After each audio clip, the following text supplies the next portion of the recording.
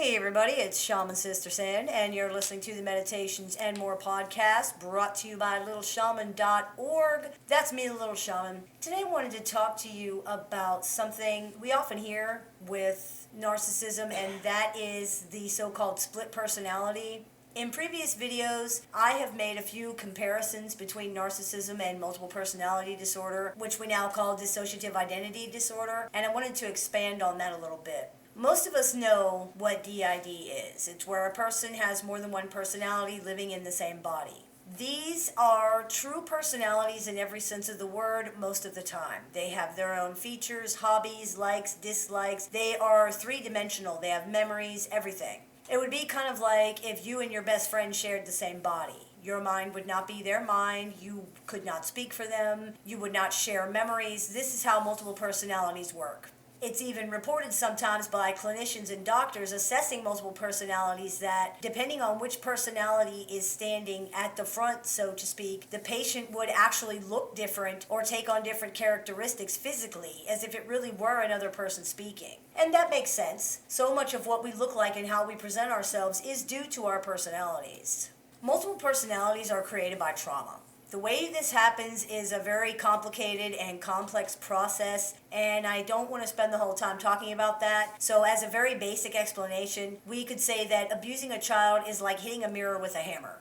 The harder you hit it, the worse it breaks. The reflection you will see is still the same person, but it's fractured and it's no longer whole. The trauma that creates narcissism works much the same way. The breaks may not be as severe as what creates actual multiple personalities, but the breaks are very much there. Narcissists, like people with multiple personalities, are shattered personas as well. They are a dysfunctional piecing together of what was once or could once have been the original personality. In a very real way, narcissists have a split personality. That's what creates the Jekyll and Hyde dynamic we often see. In the narcissist, there is usually at least a vulnerable self and a protective self, though there might be other sides as well. Depending on the person, though, you may never see the vulnerable self because the protective self, which usually holds all the more overtly narcissistic qualities, is standing in front of the vulnerable one all the time, protecting it.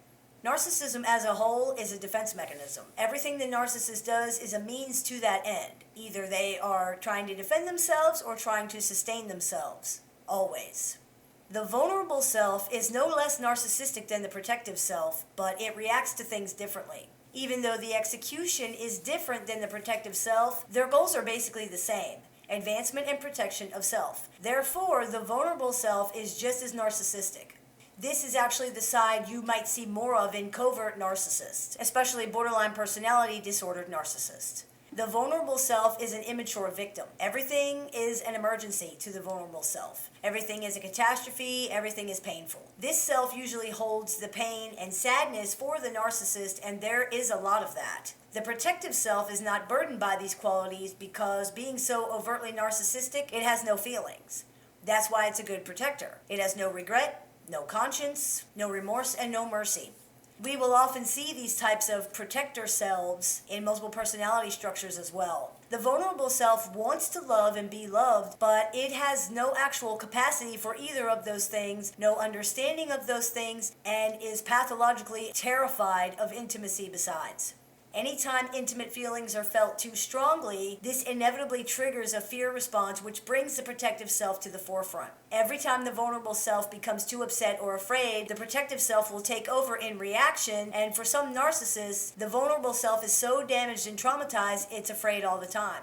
Consequently, you would see the protective, nasty, narcissistic self more than anything. When you deal with a malignant narcissistic personality, you are dealing with at least these two masks or false personas all the time.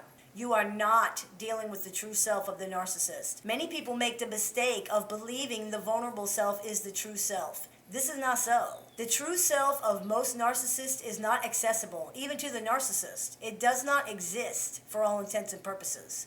The personality, the identity, was shattered and broken before it had a chance to develop fully, and there's no way to fix that. This is why we say narcissists cannot be treated or healed. The personality cannot be put back together again because it has grown into its dysfunction.